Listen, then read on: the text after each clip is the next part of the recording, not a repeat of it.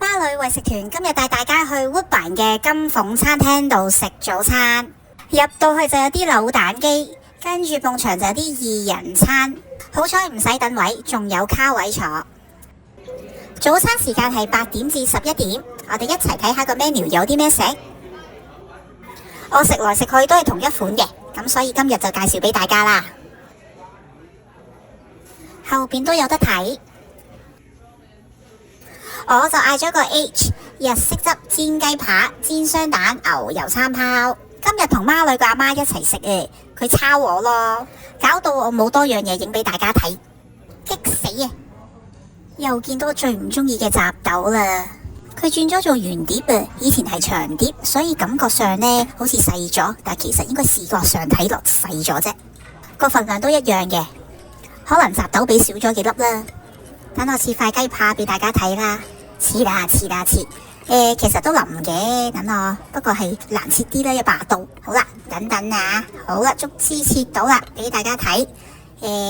佢呢腍嘅，個味唔錯，不過呢就應該係薄咗噶啦，之前厚啲嘅，係有1塊半雞扒，雞扒呢係薄咗呢，同埋係細咗噶啦。不過呢，佢個日式汁係唔錯嘅，甜甜地，好野味。太陽蛋都煎得幾好，有窿邊。篤下個餐包俾大家睇，腍嘅，打開埋，牛油都係嗰句呢，都係少啲嘅呢。餐包冇變，都係嗰個餐包，個味唔錯。溫馨提示啦，奶茶記住後上啊，因為呢真係嚟到係根本係暖嘅，茶底唔得呢，冇乜茶味，稀，唔識形容啦。總括嚟講呢，依間嘅環境呢就細間啲，所以就嘈啲。服務唔錯嘅，嘢食就一般啦。我哋就試下麥卡雲嗰間金鳳嘅早餐啦。依間呢就光猛啲啦，同埋闊落啲嘅，冇咁嘈。我又嗌咗個 H 餐俾大家睇，日式煎雞扒、雙蛋跟餐包。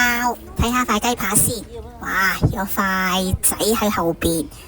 真係又縮咗水啦！今次就嗌咗反蛋，佢個雞扒個味唔錯嘅，其實醃得個鹹度甜度啱啱好，再配埋嗰個日式汁唔錯。等我切塊雞扒俾大家睇啦，又俾我切啊，睇下先。腍嘅，今次呢塊都 juicy 唔錯，不過真係薄咗啲咯。切埋隻蛋俾大家睇啦，等等啊，哇，係咪都好多蛋汁？其實佢啲蛋都煎得唔錯嘅。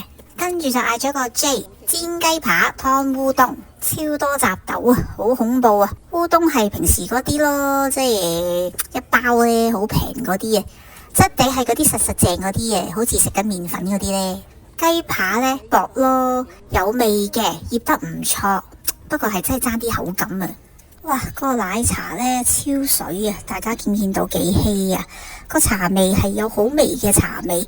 一啲都唔好飲，好淡啊！總括嚟講呢，依間嘅環境呢係坐得好舒服，服務啲姐姐都唔錯，不過嘢食就都係一般一般啊。